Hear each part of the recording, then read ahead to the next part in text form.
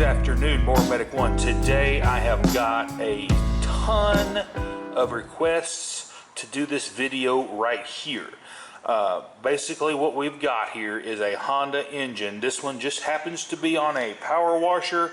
However, this can bleed over to Honda equipment. The lawnmowers manufactured by Honda that have a Honda engine, or if you have a third-party lawnmower manufacturer with a Honda engine installed. Basically what I'm going to do is I'm going to show you how to correctly install the carburetor, and we're going to do the sequences of gaskets that mount this to the engine.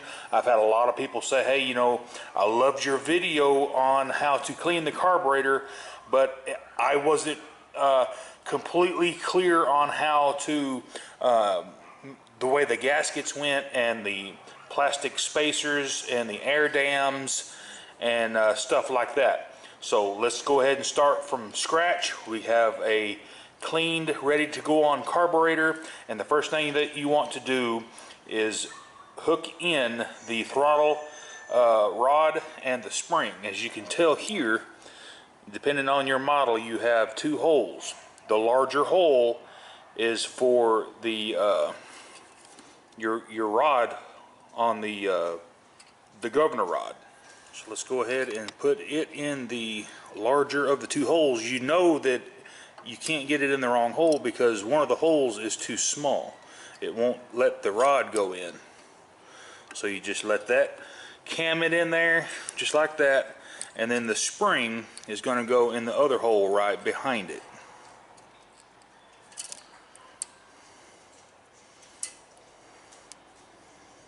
Just like that.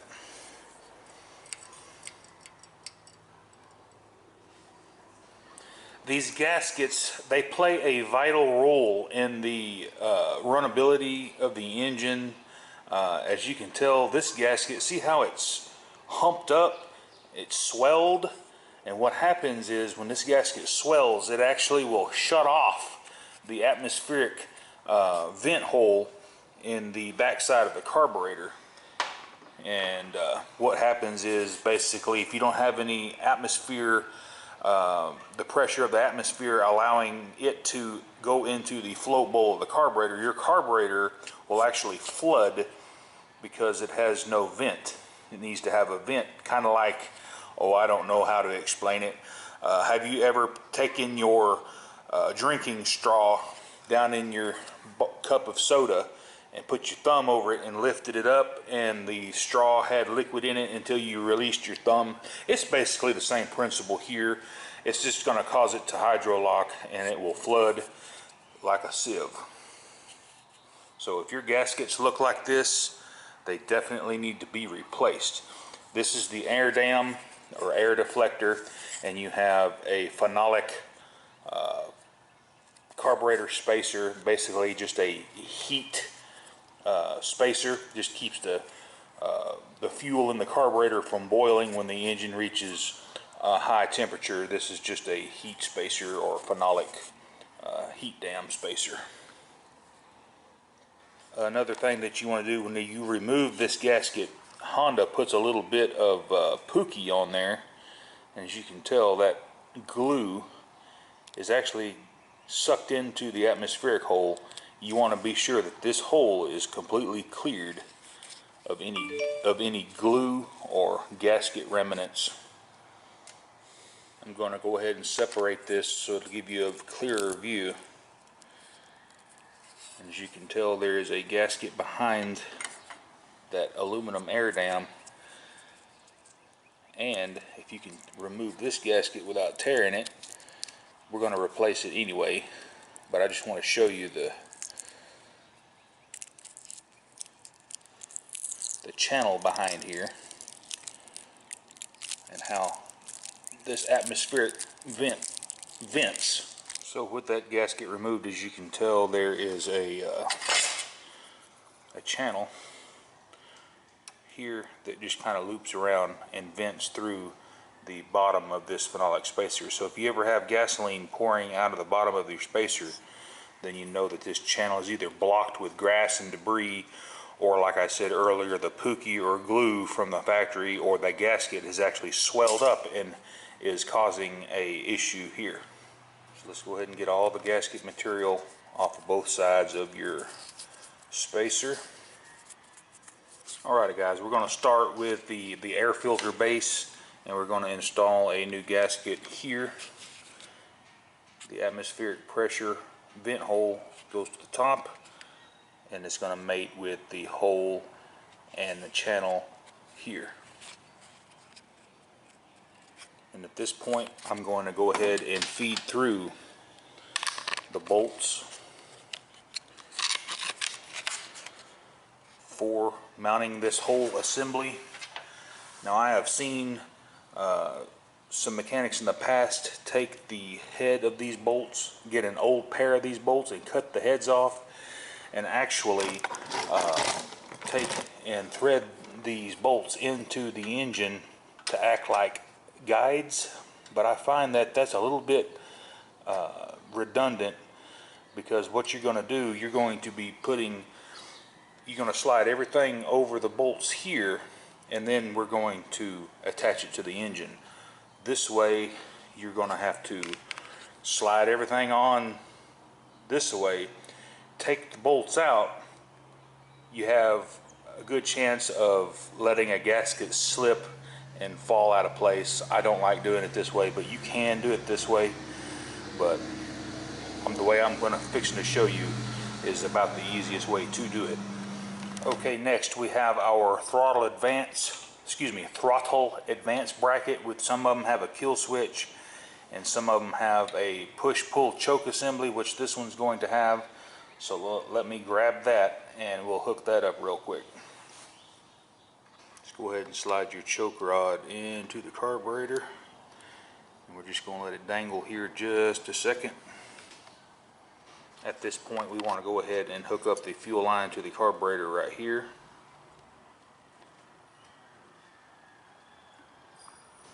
Alrighty, so we got our air filter box with the gasket.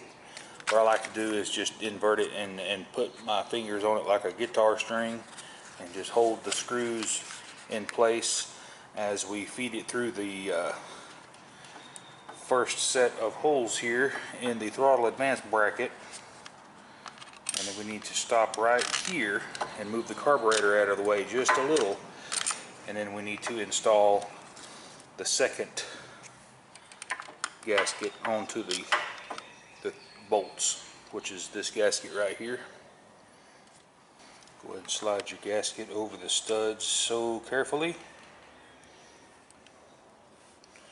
like that. And now we're going to slide the carburetor over those studs.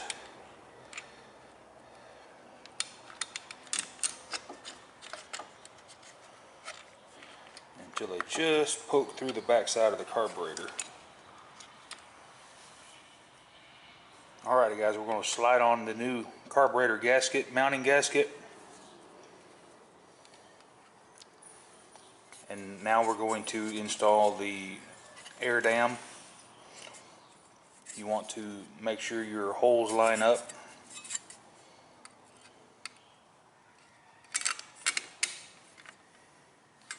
And then install the other yellow mounting gasket. I'm sure part numbers have changed on these over the years. And at this point we're going to install the little phenolic spacer. Remember, the vent hole goes down. And then lastly, we are going to install a new mounting block gasket.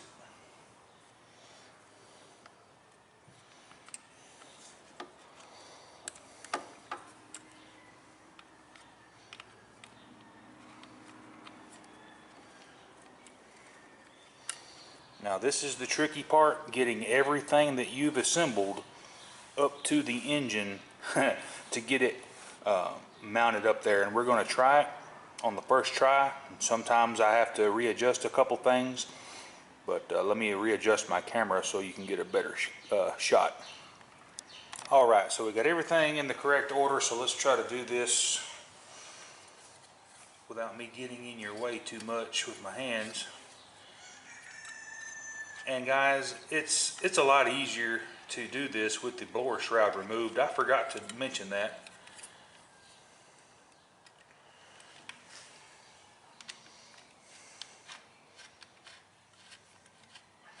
Use your screws to help screw itself onto the gaskets. The gaskets are a little bit smaller than the studs. So let's go ahead and see, at this point you've got all this room to move around and to get these started.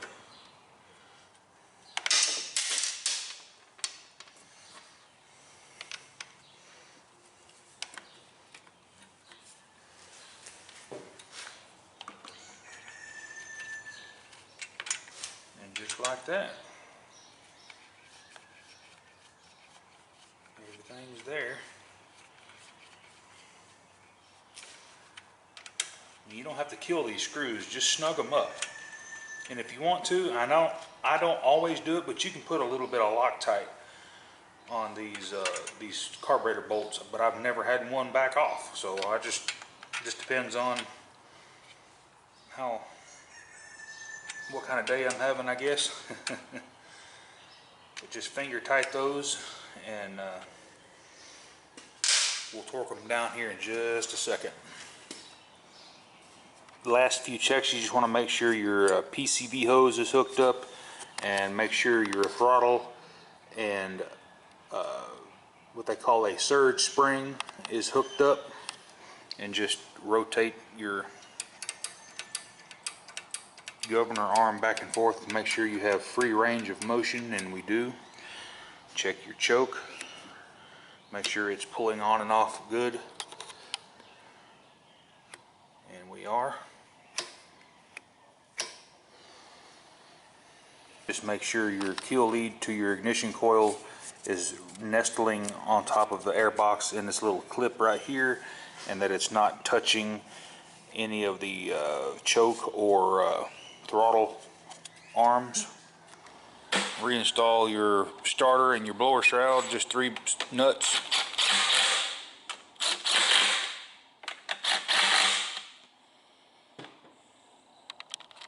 Install you a new filter and just pop her in place, and she is ready to go. Alrighty guys, we got the power washer going. I got it cranked up. The customer did not bring me a hose or a wand, so basically I've just got it hooked up to my water hose. And I want to adjust the RPMs on this little engine. It's not running quite fast enough, so let me show you how to do that.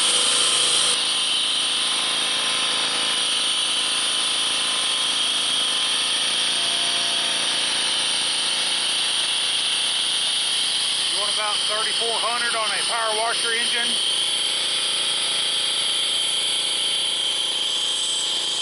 I was going to show you guys how to use my little tachometer, but I guess my batteries are gone. It won't turn on. That's my bad. Let me go put some batteries in this thing and we'll test the RPM. Yeah, it kind of sucks that one of the reviews on this the IES Super Tack or Easy Tack was that the batteries are short-lived. I really don't know what to say, except the batteries just don't last very long. You just got to keep you a set of batteries on hand. Well, no wonder it wouldn't work. Look at there. The connector has just corroded off. It's got a little corrosion down in here, but we're going to fix that with some dielectric grease. Got just a little bit of that silicone dielectric grease on here, and we're going to put her back on and see how she works. Alrighty, now we got something cooking. We need to set our meter to 4-cycle 1 cylinder.